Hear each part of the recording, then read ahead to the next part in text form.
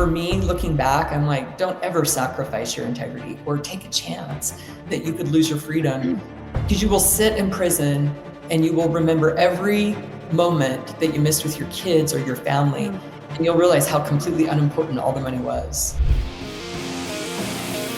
Welcome to the Short Term Show, the show about short-term rentals and long-term wealth, with real property owners hosting real properties who are crushing it in the vacation and short-term rental space. And here's your host, Avery Carl.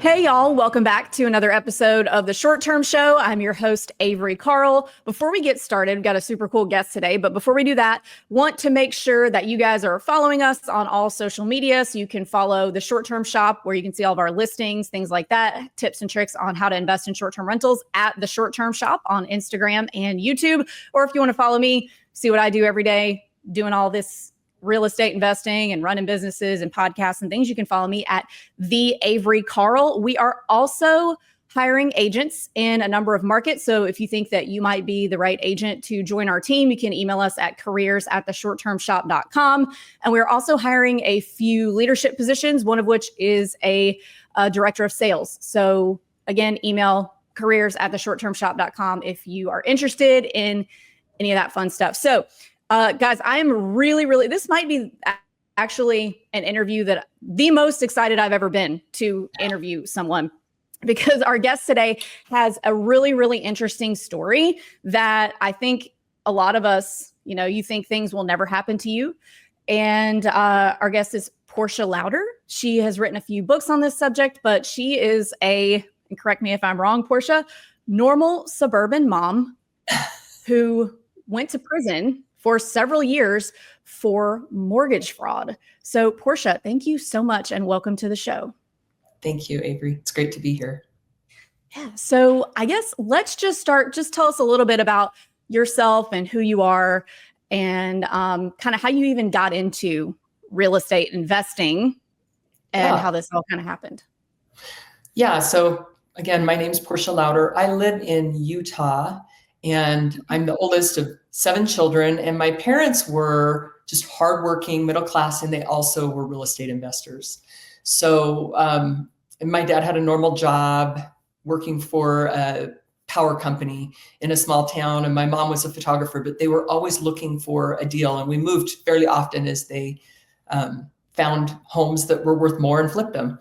And so, I was a photographer, and in about 2005, I decided to build a home to kind of accommodate my business, because my business had grown to the point that I needed more space. Had 3 children at the time. My husband and I were married, and the market was really going crazy. Like, I remember the neighborhood that we bought this lot in, the values of those lots were going up so fast that I saw other people buying lots and flipping them and also building spec homes, and decided to go put a couple of lots under contract, which obviously there's nothing wrong with doing that. And the market went up and I made a little bit of money on that. And then I decided that I wanted to build a spec home. And I got pretty aggressive. Like, I got excited about it. I saw things moving fast. I'm like, if I can make $10,000 or $15,000 on these lot flips, let me lock up like 5-10 lots and just I was working really hard as a photographer. And it just seemed like if I could maybe pay off my home, I would be able to work a lot less, and ended up putting several lots under contract. And at that time, it was harder to get a construction loan than I thought it would be. Like, I didn't, I just kind of jumped right in and didn't realize all of the work that it would take to get these construction loans. And I had several friends that were also investing. And so we kind of did this together. And about that time, I had somebody come to me and say, hey, if you're interested, you could get involved in these equity deals.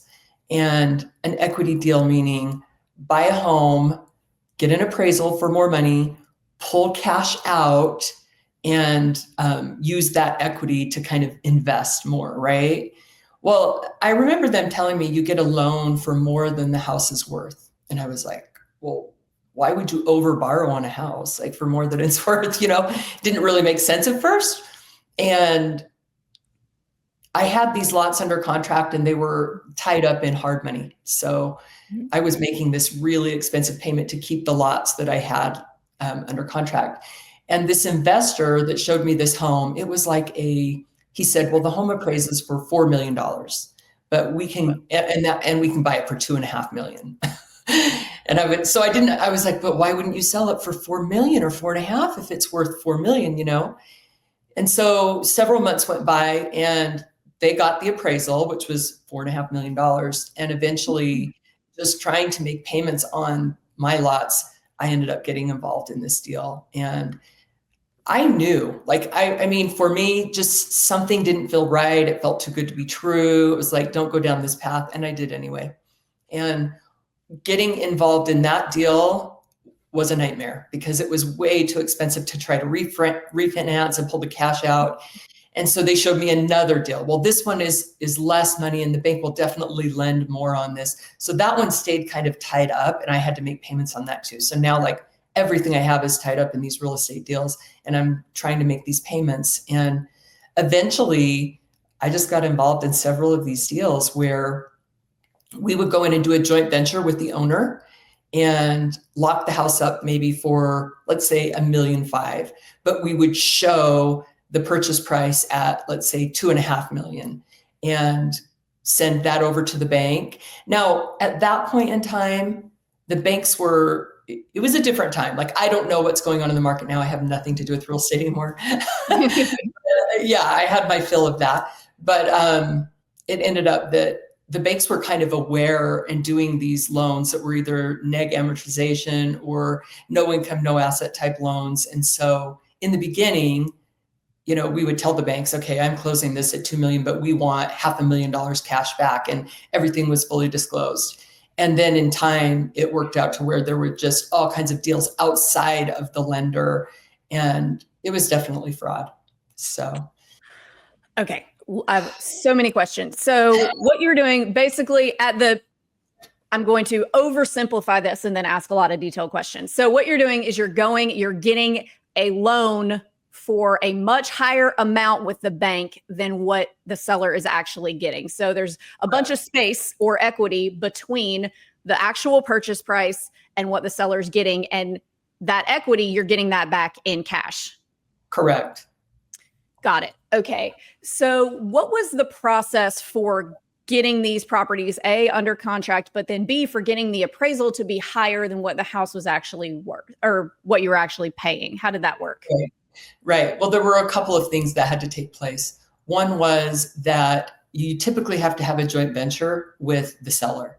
So basically an agreement outside of what you send to the bank that states, you'll take $1.5 million, let's say, and we're going to close it at 2 million or 2.5 million. And this cash will come back. And it came back through a variety of ways, whether it was through a lien on the property or the joint venture was sent to the title company and the money was dispersed at title. And there were a variety of different ways that it was done. In the end, most of these deals were closed first with hard money to show a higher priced HUD and then refinanced. And then the cash would come back at the refinance through a joint venture agreement. Okay. So one of the ways that you guys were able to get a loan for much higher than what you were actually paying for the property was through having an agreement with the seller that the lender was not privy to. Correct. So lender doesn't know about this. You're saying, hey, Mr. Seller, I'm going to give you 4 million, but you're going to give me $1.5 million back cash. We're not going to let the lender see this. We're going to do this side deal. And at closing or at the refinance, that $1.5 million is going to come back to me, right? Correct. Okay. That's a simplified version of it, but the numbers are like a lender isn't going to lend 100%, right? Like they might lend 80% of that. So it wouldn't be $1.5 million. It would be less. Like the margins were not high. And my role ended up being, I was in the middle of a lot of these. So the individuals I might make $50,000 or something by putting the whole deal together. But yes, the end result you're talking about is that, which is someone is buying a home. The appraisal is higher on the home. And the way the appraisals get higher is that in a neighborhood where you're closing a lot of these deals. Now you're closing them in cash at a higher amount. So you have comps now that are higher. Does that make sense? Okay. Yes, absolutely. So the end of the day, again, I'm really dumbing this down, and let's use like a smaller number just to make it easier. Let's say you're buying a house that's like 500,000. You're getting a loan for 500, but you're only paying 400. This creates a problem for banks because now they've got all these loans for properties that are actually worth less than what they have the loan for. This is a big part of what caused 2008 and why the banks are like really not cool with this. What year was this, by the way, that all this was going on with you? It was between 2005 and 2008. So it was exactly what led up to the crash. And the thing that's crazy about it is that it was being advertised like, hey, this is a great way to invest. And I recently shared a post on social media, and I would say half the comments were, this is what real estate investors say to do all the time. And I'm going, yeah, I spent, 5 years in prison for that. So beware. Yeah. And that makes me a nervous wreck, which is actually why I invited you on the podcast. And I'm so excited that you came on because there are investors out there doing these kinds of things. And I don't think anybody sets out to go, I'm going to defraud the bank. I think they're like, oh, everybody just wants to do the best they can for their family.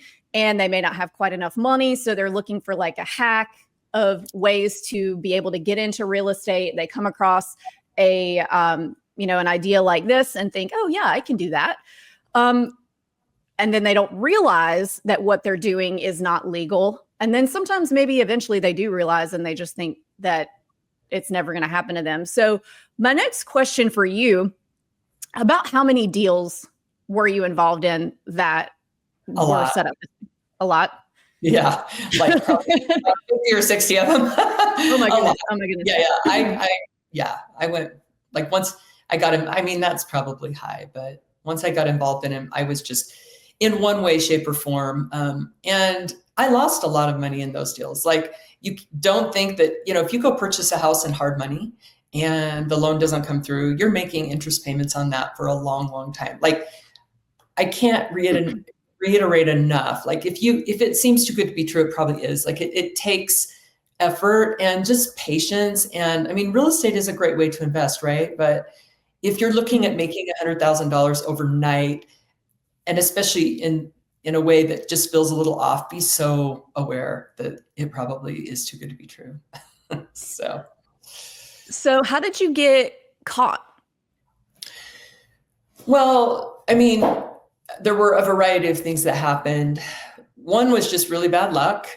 Really bad luck. My name is Portia. It's a pretty rare name. And there was another Portia investing in real estate, doing these types of deals in a town. She was a hard money lender, and she had several high-end properties locked up. And so when I would go in to close these, and this was early on when I didn't have a lot of real estate. I mean, I was kind of flipping lots. People started saying that I was an alias of her because she was already under federal investigation. So that was just really bad luck. Yeah, really bad luck. But on top of that, I would say there were some realtors that were frustrated, probably like yourself, going, hey, wait, this seems off. Like, this isn't really, like, it doesn't, other realtors were getting approached to get involved in these deals, and they were saying, hey, no, I don't think it's really ethical. And people were pointing to me saying, yeah, but she's doing, and there was other people in there. So now you've got realtors that are frustrated, that are also filing complaints. And it just, when the market crashed, the government started investigating all over the place. So, yeah. Okay. So a little bit of bad luck with having the same name as somebody who was already being investigated, but then also professional. And I get this. So, this is something that I see, like when an investor comes to me and wants to put something in a contract that I know because I've taken, and not that going to real estate school teaches you much of anything, but they do teach you what mortgage fraud is. And, when I'm like, hey, you kind of can't do this in the contract. That's really not like, this is borderline mortgage fraud. A lot of times they get mad at me and they act like, oh, you don't know what you're talking about. And I'm like, okay, but I'm, it's those of us that have licenses and livelihoods to lose when a client wants to do something like this, kind of take it a little bit more seriously than the general public. But so basically what you're saying is that those agents out there who were being approached by other people to do these things, maybe their clients were like, hey, that's not legal. And they told. Correct. Right. Woo. Oh, Yeah. man.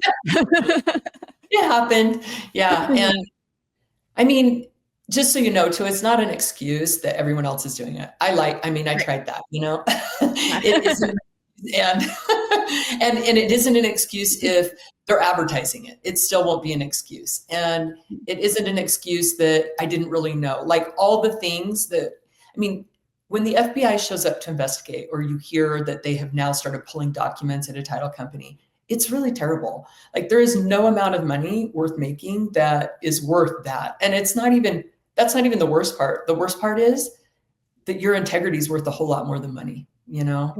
And like, I get it. I was that person that looked around and thought, hey, I work my guts out. Like as a photographer, I was photographing 200 weddings a year. My business was crazy. I was gone all the time and had young kids. And I'm like, if I could just make a little bit more money in real estate. And I think that that's totally doable to make a little bit more money in real estate.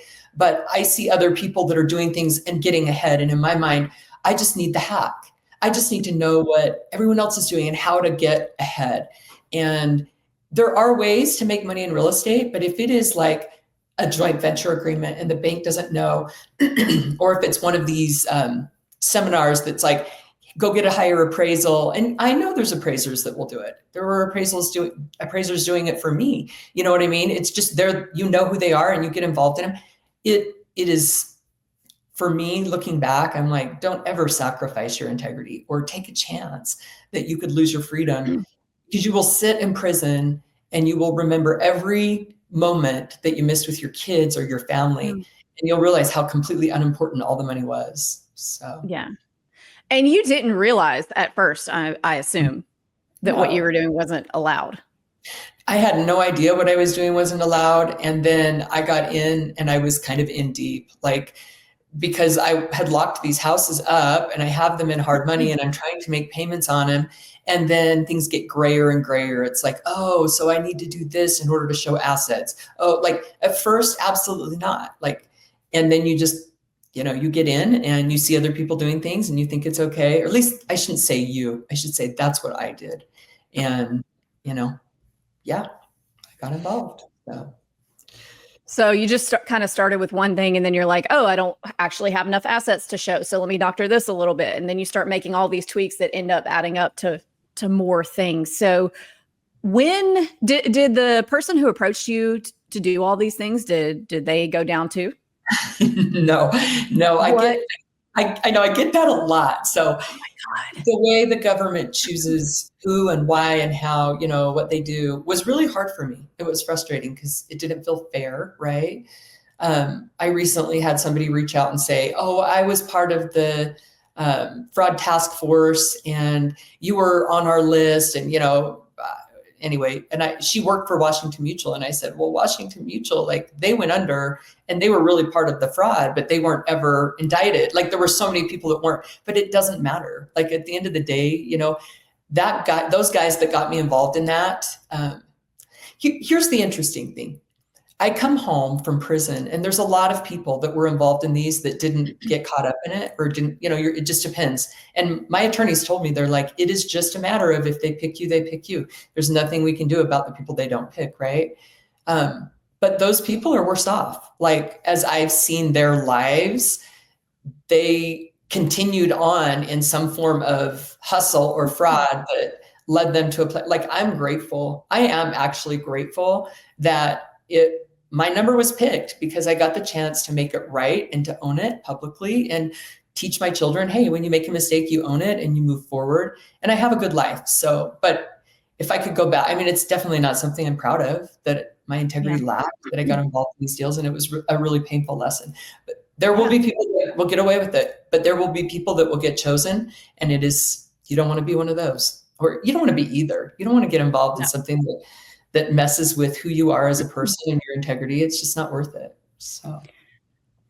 So you get caught through bad luck and also people reporting you that see it going down. Uh-huh. Then what happens? Like, at what point are you like, I'm going to prison? Ooh, that's a good question. So went to an attorney, to a real estate attorney. I mapped out everything I was doing. The initial response was, yeah, I don't think you have a problem. Like, you're okay. And then they went to a criminal defense attorney. They had me come back in the office and say, no, you have some problems. My criminal defense attorney said, I just don't think you're that important. I don't think the FBI is. And this was when I was hearing about just my name being kind of connected to this other person in title companies and saying, hey, title companies are not closing my deals because they say that I'm connected to this other person. And then the FBI actually came by my house. Yeah. And that is something you never want to have happen. And so, and it was awful. Like I had just had my youngest daughter, who's 17 now. She was like 3 months old. And when they came to the house, basically what they said was, they looked at my husband and said, you're going to need to decide whether you're going to stand by her because she's going to end up going to prison. Like, that's what's going to happen. And you could get wrapped up in a conspiracy just because you're in the home. And my husband, I had used my husband's credit like you do, you know, you're married. So like to buy homes and things, he wasn't involved in these deals, but because I had used his name, and I just felt like my whole life is over at this point, like so scary. I remember looking at him and saying, you know, I will give you, you can have everything I have financially. I don't care. I mean, I can't go to prison. I can't leave my family and my marriage. And, but the investigation lasted a long time, partly because I took every dime we had and hired attorneys and I fought it. There were lots of things that I thought were unfair, like some of the things we're talking about. And I focused on that. I have learned this lesson the hard way. If you make a mistake, own the mistake. Like, I think if the FBI, when they showed up, if I would have said, okay, I have made some mistakes here, how can I make it right? Like, it would have been a 2-year sentence for me. And my husband would not have been charged. What ended up happening is I fought it. I pointed out all the things that other people were doing wrong. It drug on for years. We lost everything financially, and they indicted my husband. So it was a total disaster. He didn't get any time. They knew that he wasn't really involved. But I ended up getting the maximum sentence. And that took, I mean, I didn't even go to prison until 2015. And these real estate deals were between 2005 and 2008. So a federal investigation, and anytime you're involved in real estate where money is wired to a bank, it will be a federal investigation.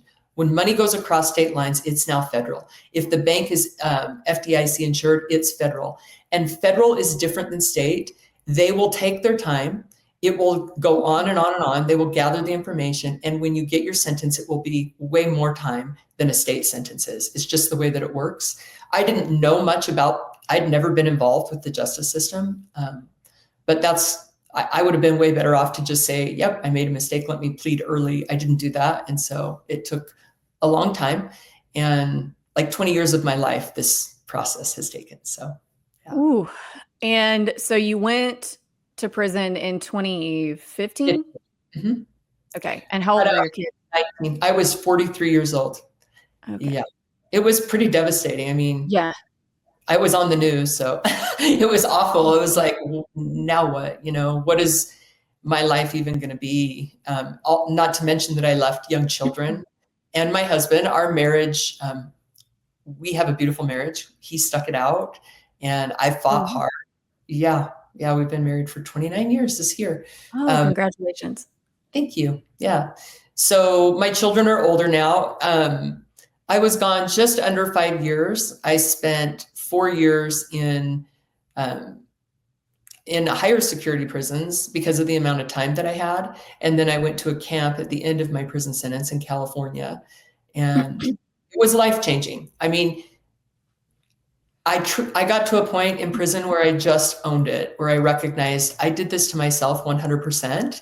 And if I want something different, I've got to own that and start to, you know, get real with myself. There were a lot of people in prison that were stuck in, I didn't do anything wrong, right? And it's really easy to focus on the fact that like other people got away with it. It's not fair, but there's no power in that. Just owning your part and then reaching out to my community and apologizing and to my family and trying to make things right. And in the end, I met people in prison that were just really good people that made some mistakes. And I got I ended up writing the books that I wrote. I got home, started speaking about my experiences. And I think at any time in a person's life, like the message should be, you can turn it around. Like you can become the best version of yourself despite the mistakes that you make.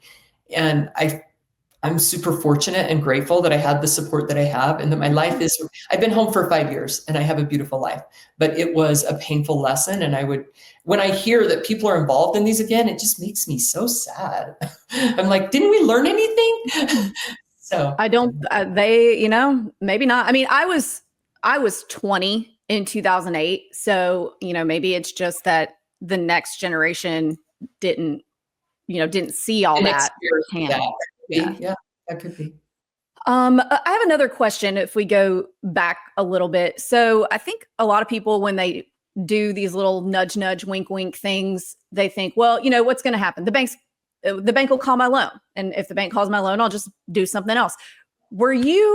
When all this happened to you, were you given that option, or was it just like straight to federal investigation? There was no like, hey, make this right by refinancing these, or there's absolutely no option to make it right. They should know that. Like, I was making all my payments. People think, oh, if you'd made the payments, it wouldn't happen. Absolutely not. My lawyers told me, quit making payments. It won't matter if you're 100% current on every payment of every house. The fraud is the fraud. They're looking for that. It doesn't matter you should know that if you're involved in these deals, you are very high risk.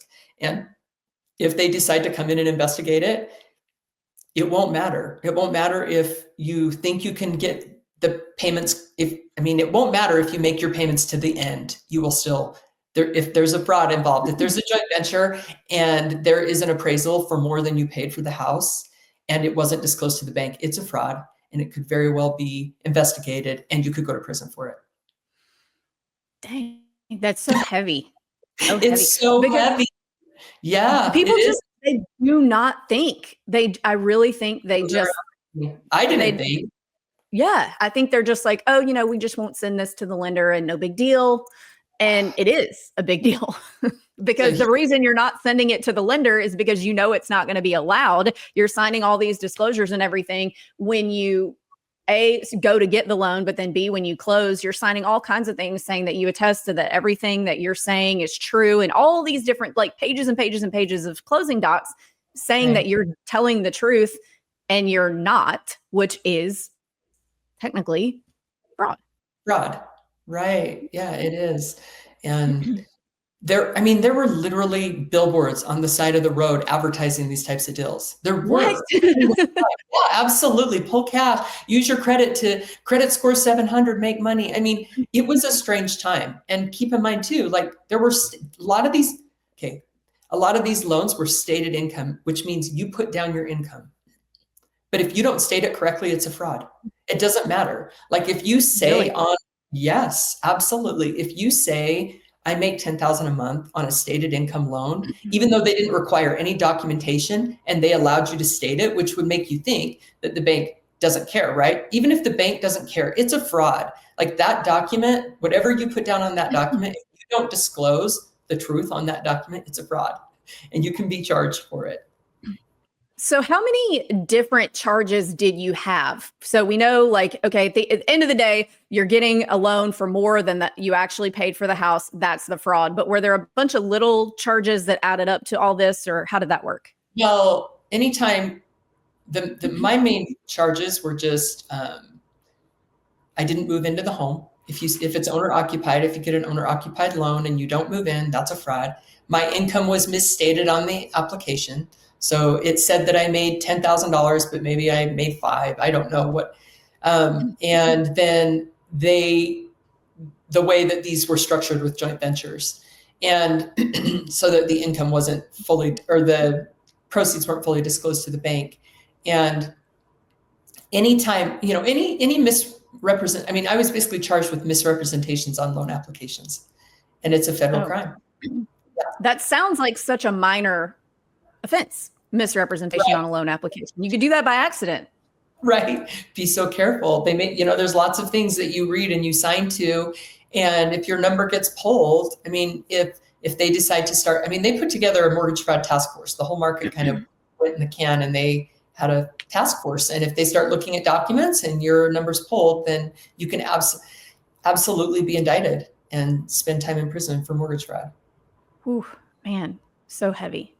Well, Yeah. so you've written a few books on your experience, right? What are they called? So that our listeners can go buy them.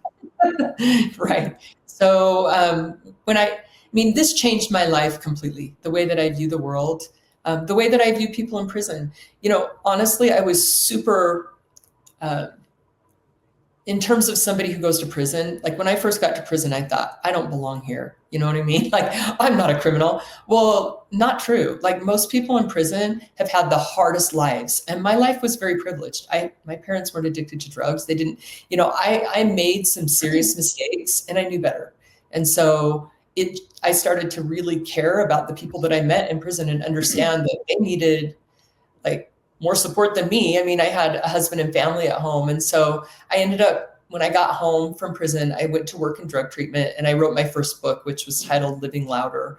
And it talks about getting involved in these deals, but then it also is like my journey through prison and the people that I met and the life-changing experience that it was for me. And then when I got home from prison, I started speaking about my experiences, which I do a lot. I work with youth, troubled youth and people struggling with addiction. And I wrote my second book, which is just titled Born to be Brave. So Portia Louder is a pretty unique name. They can look, any of your listeners can look me up. There's not another one. They can see the news report, which will show you all of, and then I have a website, PortiaLouder.com, and I'm on social media, all the platforms. So, yeah. Okay. And Instagram, what's your Instagram handle? My Instagram is Portia Wilcox Louder, which is my maiden name. TikTok's Portia Louder. Facebook is Portia Louder Story. But if somebody Googles Portia Louder, they'll find me, they'll find my books. And yeah. Awesome. Well, I cannot thank you enough for coming on and sharing your story, because I am sure that this was so traumatic for you. And I'm so happy that you've been able to kind of use it and create something good out of it. And I just really appreciate you coming on, because I know there's at least one person listening who's like, oh crap, I almost did that. Or like, what if there's somebody who's like listening today and says, oh crap, I did that. What now? What's your advice there? That's a really good question. It's not legal advice, guys, just an opinion. Absolutely. Like if I could go back and I was involved in one of these deals or two of these deals, and I guess what I would do is I would try to pay them off or sell them and move on with my life. It doesn't mean that get rid of it. Yeah. The challenge is that you make a little bit of money and it gets exciting, right? And then you keep going. I mean, that would be my thing, is just know the price the risk that you're taking. And if I'm being honest, I really don't think I think the volume of deals that I did absolutely made me a target, right? There was some bad luck. I was making realtors mad in the area. But on top of that, like I was involved in a lot of these deals. And I think that one or two of these deals, if you've gotten involved in them, move on, pay them off. If you were to get under investigation, be honest. Like, I think you just say, okay, I was shown this by someone, or I got involved in this, and how can I make it right? What do I need to do? That would have been different for me, for sure. I was so far down the road that mine was millions of dollars. It's not, it's not a couple of houses. It was a lot. And I deserved to go to prison. So, yeah. How many millions would you say? Because, a lot of the listeners to this show, they're buying, not buying $100,000 long-term rentals. They're buying like $1 million short-term, like beach houses and stuff. So that can add up relatively quickly. So what would you say the dollar volume was that you were involved with? I mean, the FBI said $80 million that I was involved with flipping houses. Whether it was that or not, my restitution is $11,600,000. But know this too. Know that the way that the restitution works, like if I close a house for $3 million that I paid $1.5 million for, and let's say that I sold it to somebody and I made $100,000 on that, right? So the bank kicked back some to the person that bought it. I'm in the middle. That whole amount of money you're on the hook for. So like, even if you didn't get all that money, like the way that joint venture is structured. So, and then if the market drops, you're going to be on the hook for all that. So like, I did not get $11 million. Even closing $80 million worth of deals, I did not walk away with I didn't ever have $11 million. I didn't make that much money. I wish I might have skipped the country if I had, but, so you're going to be on the hook for a whole lot more money than what you made. And I don't know. I don't know what to tell people that are involved in these high-end deals, because there is more of a spread, right? In the bigger deals, like the spreads in smaller deals isn't there. So if you're trying to get an equity spread, then yeah, that's why I got involved in $1 million deals, because the numbers pencil, but they're fraudulent. So be so careful. It doesn't pencil in the end. It pencils against you in the end. So yeah. So your advice would be, like, if you're looking for a hack, maybe let's drive Uber, let's do second jobs, let's save up the money to get where we need to be to buy these houses the right way. And don't, and I think you mentioned that one of your charges was occupancy fraud, and people do not treat that with the respect that it deserves. So, we've turned clients away before that. We sell, again, vacation rentals. So they've come to us and said, okay, well, my job's in California, but I want to buy this house in Orlando. I work remotely and I'm going to live there part of the time, and I'm just going to rent it when I'm in California. And we've gone to our lenders and been like, hey, this is what he said. We're not really comfortable because this doesn't seem like he's actually going to live there. And it just, people think that that's like no big deal. Like, oh, they're not going to check. They're not going to check to see if I live there. And they can. If your number gets called, then that's absolutely a fraud. It's a federal charge and you can go to prison for it. So my goodness, that's terrifying. So guys, hopefully you learned some things from this podcast, that it isn't just, the big white collar Matt on a Frio types getting pinched for this, that are doing this on like big, huge multi-million-dollar apartment buildings and commercial buildings and things like that. It can be just a regular person who's just trying to do the best they can for their family and make some bad decisions. So don't do that. Go if the area is gray, maybe, save up a little more, get towards the white area, not towards the red area. There you go. Portia, anything anything that I didn't ask you that you feel like our listeners would benefit from hearing? Anything you want to say in closing? I mean, I would just like to say that, man, if you are going through something hard, you can emerge a better person on the other side. Like, even if you've made some mistakes, there is never a time that you can't turn it around. I was 43 years old when I went to prison. And I couldn't imagine, what am I going to do now? Like, my whole life has been this kind of defined me as a person. But at any point, you can stop and take a look at your life and say, okay, I made some mistakes. Let me move forward in a different direction. And if you're honest with yourself and others, people really will cheer you on. Like, I've been supported by my community. There is a life after mistakes. And again, I met a lot of people in prison that were really great people that made a mistake. Life can turn pretty quick, but it can turn back too. And so own it, move on. And there's enough ways to make money in real estate. My parents made a lot of money flipping houses without doing these types of deals. Like, there's enough money out there. You might have to be a little bit more patient. You might have to work hard. You may not make the spread, but doing it right always pays off. Like, there's no shortcut that's going to, I haven't been able to find it yet that was worth it. It took, 20 years of my life being involved with the justice system because of this shortcut. Like, I'd have been way better off 5 years of not making an income at all. It didn't pay out. Now, again, I still can make the best of my situation at any time, and I have, but just highly recommend, like, do it right, take the time, be patient, because there's enough out there for everybody just doing it the right way. Totally agree with that. I'm so grateful for you coming on to our show, responding to a random girl on Instagram that was like, oh my gosh, will you please come on my show? So I really appreciate it. And thank you so much for coming on, Portia. What a great interview. Thanks, Avery.